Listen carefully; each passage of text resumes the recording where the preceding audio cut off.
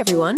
Welcome back to Learning. We've got this fascinating stack of cultural research and observational notes to unpack for you today. Yeah, there is a lot of really interesting sociology in this one. Right. And our mission today is to decode the hidden mini language, like the unspoken etiquette of dining out in English-speaking restaurants, just so you can navigate the whole experience seamlessly. It really is its own language, isn't it? Oh, absolutely. And to kick things off, there's this great anecdote from our sources. It perfectly illustrates the stakes here.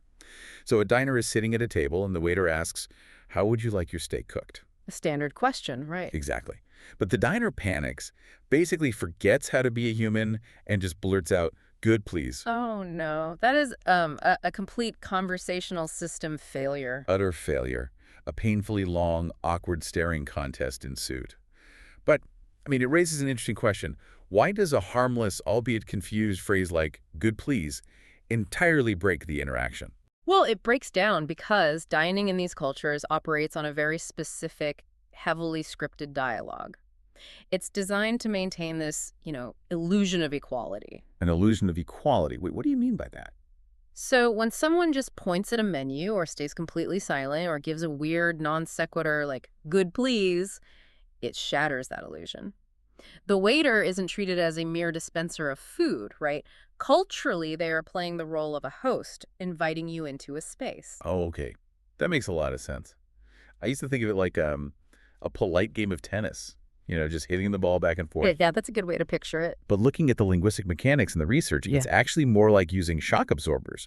If you use a blunt, grammatically correct phrase like, "I want the steak," you hit a linguistic pothole. Exactly. It jars everyone. Right. But adding modal verbs, saying, "Could I please have," that acts as suspension.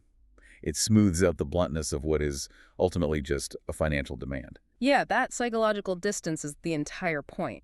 Modal verbs soften the demand into a request. It signals that you respect the waiter's autonomy, intentionally disguising the fact that you're paying for their servitude. Okay, but let me push back on that, though, because it seems incredibly inefficient. How so?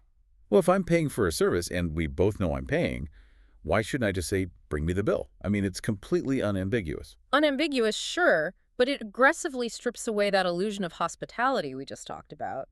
The transaction has to remain disguised as a social exchange right to the bitter end. Oh, so that's why handling the check is such a delicate dance. Precisely.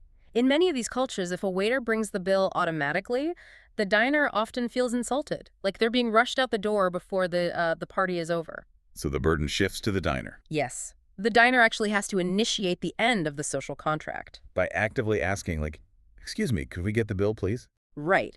That request is the trigger. You are officially signaling the transition from guests at a dinner party back to patrons paying a business. Wow. And that transition also explains the physical etiquette mentioned in our notes, doesn't it?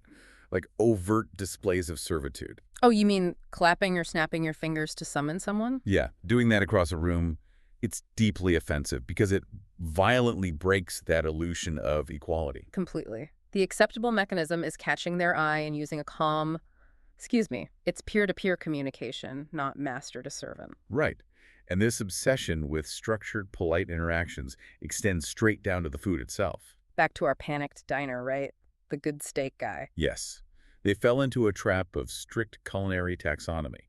The 5 recognized levels of preparation: rare, medium, medium well, and well done. It's fascinating how rigid that taxonomy is. You can't just say, "Cook it nicely." You are forced to opt into one of 5 highly specific, standardized categories. It's a system of exact precision wrapped up in casual dining. Exactly. The culture demands hyper-polite, softened language, but it pairs that with a demand for decisive, categorized choices.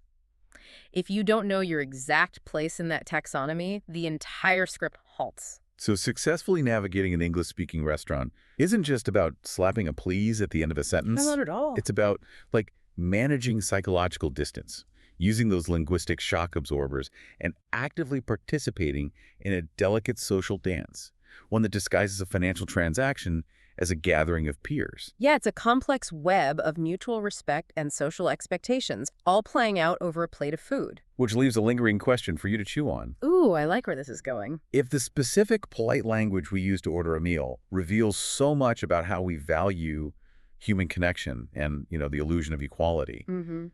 What do the increasingly silent automated transactions at modern fast food kiosks suggest about the future of our social values? Are we losing the script entirely? That is a very good question. Something to think about next time you grab a bite.